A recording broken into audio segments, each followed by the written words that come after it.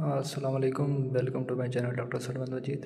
तो बच्चों, जो आज का हमारा टॉपिक है वो endospore formation in bacteria, chapter number 2 bacteria and virus. तो ये हम स्टार्ट करेंगे इंशाल्लाह।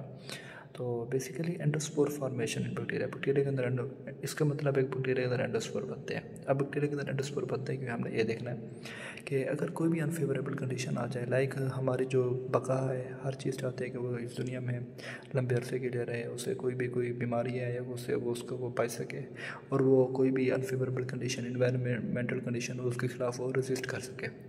तो हर जानदार का ये असूल होता है। तो बैक्टीरिया के अंदर भी कुछ ऐसा होता है कि अगर कोई भी अनफेवरेबल कंडीशन है, हार्श कंडीशन है, या डिहाइड्रेशन हो जाए, या कोई एंटीबायोटिक उसके खिलाफ आ जाए, तो वो ना स्पोर फॉर्मेशन कर देती है। तो और बाद में जो स्पोर होते हैं फिर ये मैच्योर कर जाते हैं और प्रॉपर ये फिर जो इसके जो वेजिटेटिव सेल होते हैं दोबारा बन जाते हैं। ठीक है। तो many bacteria can survive extended periods of harsh condition by forming specialised resistant cell called endospore. अगर कोई भी बैक्टीरिया पे कोई ना कोई हार्श कंडीशन आई है तो वो ना स्पोर बना देंगे। अब ये जो स्पोर हैं, ये जब भी कोई भी ना कोई फिर फेवरेबल कंडीशन आएगी, ये दोबारा फिर वेजिटेटिव सेल में कन्वर्ट हो जाएंगे। तो हम ये जो स्पोर बनते हैं, एंडोस्पोर मतलब ये कि सेल के अंदर बनेंगे, विद इन सेल बनेंगे, तो इसलिए हम इनको एंडोस्पोर कहते हैं। और दूसरा इनको रेस्टिंग सेल कहते हैं क्योंकि अंदर बनते हैं। बजाय जो एंडोस्पोर है, हम इनको स्पोर्टिंग सेल भी कह सकते हैं। ठीक है। अब इनके करेक्टरिस्टिक क्या है? ये हमारे पास थिक वाल होना चाहिए, मेटाबॉलिकल इनएक्टिव होना चाहिए, और हमारे पास क्या होना चाहिए? डर्मेटो होना चाहिए। इनके थिक वाले, इसे हम इस DMT से भी याद कर सकते हैं निमोनिक बना के कि मतलब ये इसके करेक्टरिस्टिक हैं। डर्मेट होना चाहिए, मेटाबॉलिकली इनएक्टिव होना चाहिए, और थिक वाल होना चाहिए। अब स्पोरुलेशन वो प्रोसेस है जिसके ज़रिए स्पोर बनता है। लाइक कैसे कि ये हमारे पास, मैं आपको दिखाऊँ कि ये एक मदर सेल है। ठीक है। ये इसका क्या है? न्यूक्लियस है। तो उसने जब भी स्पोर बनाना कोई ना कोई अनकंडीशन है, वो पहले क्या करेगा? जो उसका न्यूक्लियस है वो क्या होगा? रेप्लिकेट होगा। ठीक है। तो वो रेप्लिकेट होगा, और जो सेल मेम्ब्रेन होगी वो क्या करेगी? इन्वेजिनेट करेगी। इन्वेजिनेट का मतलब होता है किसी चीज़ का अंदर आ जाना। उसकी इस तरह सेल मेम्ब्रेन थी ना, वो ना फिर ऐसे इन्वेजिनेट करेगी, और दरमियान में एक सेप्टम बन जाएगा। सेप्टम मीन होता है पार्टीशन। सेप्टम बन जाएगा। सेप्टम मतलब होता है पार्टीशन। तो ऐसे सेल मेम्ब्रेन इन्वेजिनेट करेगी और हमारे पास क्या बन जाएगा? सेप्टम।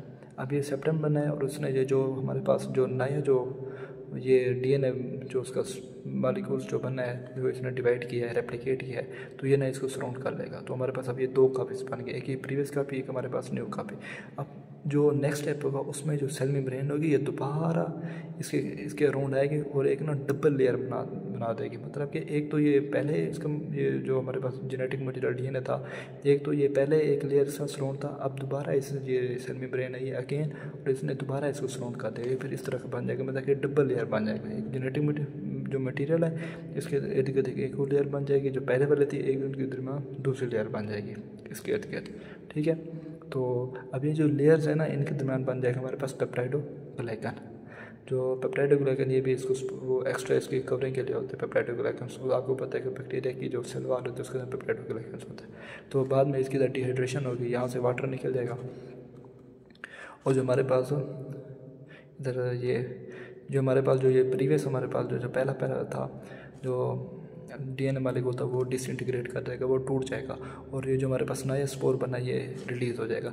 अब मतलब कि कोई भी, जैसे अगर एक पेशेंट है उसका गला ख़राब है, तो डॉक्टर ने उसे एंटीबायोटिक दिए हैं, तो वो ना एंटीबायोटिक जो बैक्टीरिया है ना, वो स्पोर बना देगा।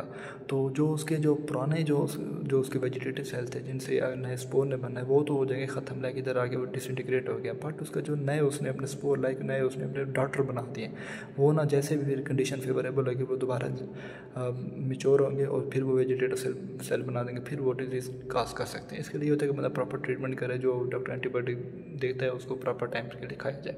तो ऐसी कंडीशन होती हैं। तो अब इसको हम पढ़ते हैं कि बैक्टीरिया फेस अनफेवरेबल कंडीशन। जैसे भी कोई अनफेवरेबल कंडीशन आती है, इस DNA रेप्लिकेट, उसका DNA क्या होगा? रेप्लिकेट होगा, और सेल मेम्ब्रेन क्या होगी? इन्वेजिनेट होगी, और सेप्टम बना देगी टू आइसोलेट न्यू DNA।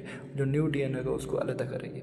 अब cell membrane again grow around the DNA। Cell membrane, जैसे मैं आपको दोबारा दिखाया था कि जो सेल मेम्ब्रेन है वो दोबारा उसके न्यू डीएनए के अराउंड आती है और डबल मेम्ब्रेन को बना देती है। Cell membrane again grow around the DNA and form double membrane और disintegration of the vegetative cell. जो वेजिटेटिव सेल होता है जो जिससे हमारे पास एंडोस्पोर बनना होता है, मतलब जो मदर सेल होता है उसको वेजिटेटिव सेल कहते हैं। वेजिटेटिव सेल जो पेरिफेरल जो सेल था वो क्या होगा, डिसइंटीग्रेट हो जाएगा और फिर डिहाइड्रेशन होकर वाटर निकल जाएगा और जो पेप्टाइडोग्लाइकन लेयर बन जाएगी। जो पेप्टाइडोग्लाइकन लेयर बनेगी वो आउटर और इनर मेम्ब्रेन के दरमियान बनेगी। मतलब कि जो हमारे पास दो मेम्ब्रेन थी, एक आउटर मेम्ब्रेन थी और एक हमारे पास इनर मेम्ब्रेन थी, हमारे पास आउटर मेम्ब्रेन थी, इनके दरमियान हमारे पास पेप्टाइडोग्लाइकन बन जाएगा। ठीक है, लाइक आपको मैंने ग्राम नेगेटिव बैक्टीरिया में बताया था कि इसके अंदर दो मेम्ब्रेन होते हैं, आउटर मेम्ब्रेन और इनर मेम्ब्रेन, और इनके दरमियान क्या होता है, पेप्टाइडोग्लाइकन होता है। ठीक है, पेप्टाइडोग्लाइकन लेयर बन गई, फिर उसके बाद जब ये निकलेगा इसके स्पोर कोट आएगा और ये ना फिर एंडोस्पोर की शक्ल में क्या हो जाएगा, रिलीज आएगा। जब भी फिर फेवरेबल सिचुएशन आएगी तो जो एंडोस्पोर है वो जर्मिनेट होगा दोबारा इनटू न्यू वेजिटेटिव सेल और फिर ये अपना एक्शन परफॉर्म करने लग जाएगा। ये हमारा टॉपिक था एंडोस्पोर फॉर्मेशन इन बैक्टीरिया। तो बच्चों काइंडली चैनल को सब्सक्राइब करो, सपोर्ट करो। अल्लाह हाफिज़।